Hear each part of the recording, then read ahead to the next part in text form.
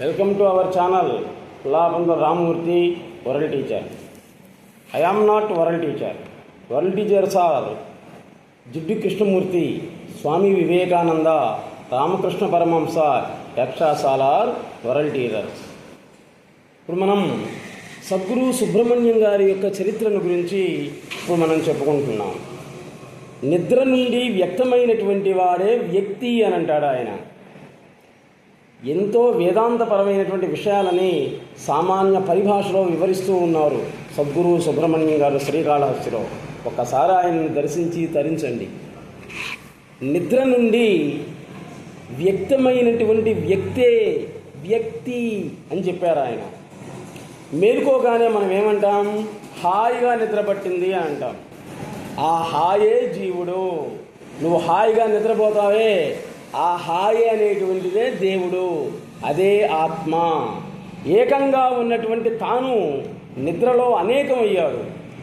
అంటే మంచం మీద మన శరీరం ఒకటే ఉంది, కానీ నిద్రలలో మనం అనేక మందిని చూస్తున్నట్లు, ఎవరితో తగులాడుతున్నట్లు వస్తుంది. అంటే ఏకంగా ఉన్నటువంటి వ్యక్తి అనేకమయ్యాడనమాట. అక్కడ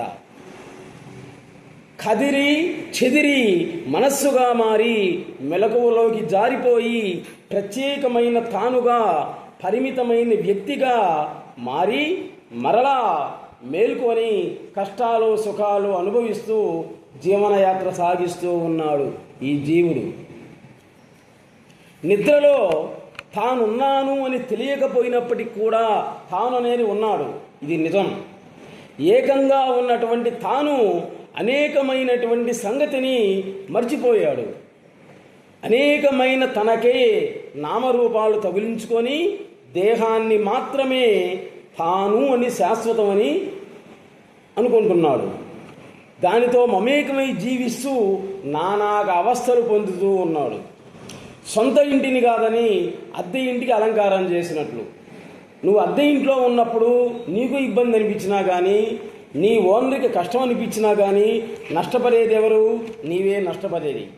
అదేవిధంగా నీ శరీరం అనేటువంటిది నిన్ను వదిలిపెట్టి మోసం చేసి ఎప్పుడు పోతుందో దానికే తెలియదు. కానీ నిన్ను మోసం చేసే వాళ్ళు ఎవరో లేరు, నీ శరీరమే నిన్ను మోసం చేసిపోతుందన్నమాట.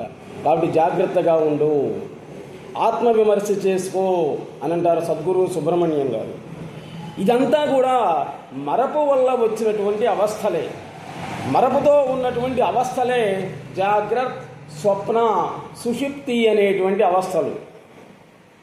ఎరుకతో ఉన్నటువంటి అవస్థనే తురీయం అని అంటాం. ఏంటి? తురీయం. ఎరుకతో ఉన్నటువంటి అవస్థే తురీయం అనబడుతుంది. తురీయంలో అవస్థ అనేటువంటిది కానే కాదు, అదే నీ యొక్క స్వస్వరూపం. నిద్రలో ఉన్నటువంటి హాయిని, మెలకువలో ఉన్నటువంటి ఎరుకని, ఈ రెండింటినీ కూడా అనుసంధానం చేసేటువంటి దాన్నే మెడిటేషన్, ధ్యానం అని అంటామన్నమాట. కాబట్టి స్వస్వరూపమైనటువంటి ఆ హాయిని తిరిగి పొందటానికే జీవుడు గురువుని ఆశ్రయించాలి కూడా. హాయిగా జీవించాలంటే గురువుతో స్నేహం చేయండి, కానీ సద్గురు స్నేహం అనేటువంటిది మంచిది కాదు. కొండ గుహలో తలబెట్టినట్లే, పులి నోట్లో ఏలు పెట్టినట్లే, కాటి కప్పకు పాము ఎదురైనట్లే అవుతుంది సద్గురు స్నేహం. సద్గురువు యొక్క అనుగ్రహాన్ని పొందాలి, కానీ పూర్తిగా ఆయనే నువ్వు కావాలంటే మాత్రం అది చాలా ప్రమాదకరం అని అంటారు గురువుగారు. సద్గురు అనుగ్రహం మాత్రం పొంది మౌనంగా ఉండండి. ప్రశాంతంగా హాయిగా వివాహం చేసుకొని పిల్లా పాపలతో సుఖంగా జీవించండి అని చెప్తారు సద్గురు సుబ్రహ్మణ్యం గారు. అసలు గురువు అంటే తనకు విడిగా ఉన్నటువంటి వ్యక్తి కానే కాదు. మరి గురువు అంటే ఎవరు? చూడండి ఏం చెప్పారు సద్గురు సుబ్రహ్మణ్యం గారు. తనలోనే తనకు అభిన్నంగా ఉన్నటువంటి ప్రజ్ఞ ఎక్కడో లేదు, నీలోనే ఉంది. అభిన్నంగా ఉంది అన్నమాట, అది నీకు భిన్నంగా ఉంది. తనలోనే ఉంటూ తనకు అభిన్నంగా ఉన్నటువంటిది ఏదైతే ప్రజ్ఞ అనేది ఉంటుందో అదే గురువు. కాబట్టి తనను తాను మర్చిపోకుండా తాను ఎవరో తెలియజేసేటువంటి వాడే గురువు. అది కొందరికి గురువు వ్యక్తిలాగా కనపడచ్చు, ఎవరికి? సద్గురు సుబ్రహ్మణ్యం గారు. అనిలాచలంలో ఉన్నటువంటి సద్గురు సుబ్రహ్మణ్యం గారు పైకి వ్యక్తిలాగా సామాన్యంగా కనిపిస్తారు, కానీ ఆయన అత్యాశ్రమి. మరికొందరికి వ్యక్తిలా కనపడకపోవచ్చు. అరుణాచలంలో రమణ మహర్షికి ఈశ్వరుల్లాగా, కమటాచలం లాంటి వినుకొండలో రామలింగేశ్వరుల్లాగా వ్యక్తిగా కనపడకపోవచ్చు, కానీ వాళ్ళే మహాశక్తి. 16 సంవత్సరాల పిల్లవాడు, బాగా డబ్బున్నటువంటి వాడు, అందులో గోచీగుడ్డ మాత్రమే ధరించి అరుణాచలం కొండ గుహలలో పోయి, తండ్రి నీ ఆజ్ఞానుసారమే సర్వం త్యజించి వచ్చాను అని పాము పడగల మధ్యలో, చూడండి 16 సంవత్సరాల కుర్రవాడు, పేదవాడు కాదు, బాగా ధనవంతుడు, మరి పాము పడగల మధ్యలో తపస్సు చేసి జ్ఞానాన్ని పొంది చివరికి వేద పండితులకు కూడా తెలియనటువంటి వేద రహస్యాలన్నీ కూడా వివరించాడు. ఆయనే రమణ మహర్షి.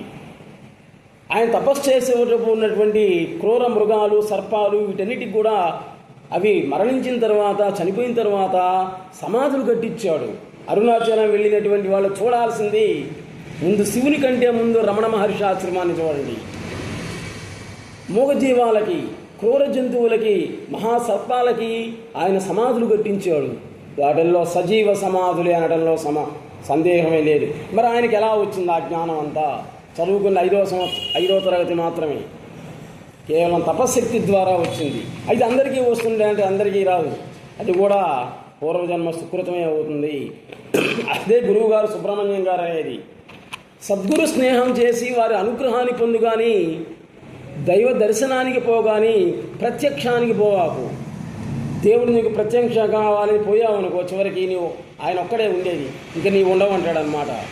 అది ప్రజ్ఞ అనేటువంటిది సాకారంగా ఉంటే అది గురువు. అదే నిరాకారమైనట్లయితే శివుడు అవుతాడు. జీవుడు శివుడు కాగలడు, కానీ శివుడు జీవుడు కానే కాలేడు. గుర్తుకు తెచ్చేటువంటి వాడే గురువు, ఇచ్చేటువంటి వాడు కానే కాదు గురువు. నీవే అయినటువంటి ఆత్మవస్తువుని అసలు ఎవ్వరూ కూడా ఇవ్వలేరు, ఎవ్వరూ కూడా పొందలేరు కూడా. ఇచ్చేవాడు లేడు, తీసుకునేవాడు లేడు. ఎక్కడుంది? నీలోనే ఉంది, నీవుగానే ఉంది. అపరిమితమైనటువంటి అనంతమైనటువంటి వస్తువే సద్వస్తువు అని అంటాం. అది నేనుగా ఉంటుందే కానీ నేను అనదది, అనుకోదు కూడా. పరిమితమైనటువంటి ప్రతి వస్తువు జడ పదార్థమే. అది సద్వస్తువు అన్యం లేకనే నేను అనదు. ఈ జడ వస్తువు ఉనికి లేకనే నేను అనేది అనదు. ఈ రెండింటి యొక్క స్పర్శతో, దేహ పరిమాణంతో పుట్టినటువంటిదే అహం, నేను. అదే అహంభావం అని అంటాం అన్నమాట. ఏందంత అహంభావం అంటాం మనం. కాబట్టి ఉదాహరణ చెప్తున్నాడు గురువుగారు. విమానం ఉంది, గాల్లో ఎగురుతూ ఉంది కదా విమానం. విమానం అనేటువంటి జడ పదార్థం, రేకులతో వాటితో కూడున్నటువంటి జడ పదార్థం. కానీ పైలట్ లేకుండా విమానం ఎగరలేదు. పైలట్ అనేటువంటి వాడు చైతన్యం. విమానం జడ పదార్థం అయితే పైలట్ చైతన్యం అవుతాడు. కానీ పైలట్ లేకుండా అది ఎగరలేదు, విమానం లేకుండా వీడు కూడా ఆకాశంలోకి ఎగరలేడు. విద్యార్థి అనేటువంటిది జడ పదార్థం. గురువు లేకుండా వాడు ఎదగలేడు జీవితంలో. అలాగే గురువు అనేటువంటిది చైతన్యం. శిష్యుడు లేకపోతే వీడు కూడా లేడు. శిష్యుడు లేకపోతే గురువు లేడు, గురువు లేకపోతే శిష్యుడు లేడు. శిష్యుడు వల్లనే గురువుకి జ్ఞానం అనేటువంటిది అభివృద్ధి చెందుతుంది. గురువు వల్లనే శిష్యుడికి కూడా వాడెవడో తను ఏదో తెలుస్తుంది. దాన్నే సంస్కృతంలో అవినాభావ సంబంధం అంటాం. ఏంటి అవినాభావ సంబంధం అంటే? ఒకటి లేకుండే ఇంకోటి లేనే లేదు అనేటువంటిది. రెండు, చెట్టు ముందా విత్తనం ముందా అనేటువంటిది ఉంది. చెట్టు లేకుండా విత్తనం రాదు కదా అంటాడు ఒకడు. ఇంకొకటి విత్తనం లేకుండా చెట్టు ఎట్లా వస్తుంది అంటాడు. దాన్ని ఆధ్యాత్మిక పరిభాషలో చెట్టే ముందు. భగవంతుడు సృష్టించేటప్పుడు విత్తనాలు కాదు చెట్లనే సృష్టించాడు. వాటి నుండి వచ్చినటువంటివి కాయలు, పూలు ఇవన్నీ తయారై భూమి మీద పడి విత్తనాలుగా మళ్ళీ వృక్షాలుగా తయారయ్యాయి. వాటి చెట్టే ముందు, ఆ తర్వాతే విత్తనం అనేది ఆధ్యాత్మిక పరిభాష. ప్రతి ఒక్కడికి కూడా అదే అనుమానం అన్నమాట, ఏది ముందు అనేటువంటిది. కాబట్టి చెట్టు నుండే విత్తనాలు, కాయలు, పూలు, విత్తనాలు వచ్చి భూమి మీద పడి మహావృక్షాల్లాగా, అరణ్యాల్లాగా తయారయ్యాయి. ఇది కూడా అంతే. జడ పదార్థంగా ఉన్నటువంటి విద్యార్థి అనేకంగా తయారై గురువు వల్ల వాడు జ్ఞానాన్ని పొంది ఒకడే ఏకమే అనేకంగా తయారైంది అంటాడు గురువుగారు. దాన్నే జడ చైతన్యముల యొక్క కలయికనే చిత్ జడ గ్రంథి అని అంటాం.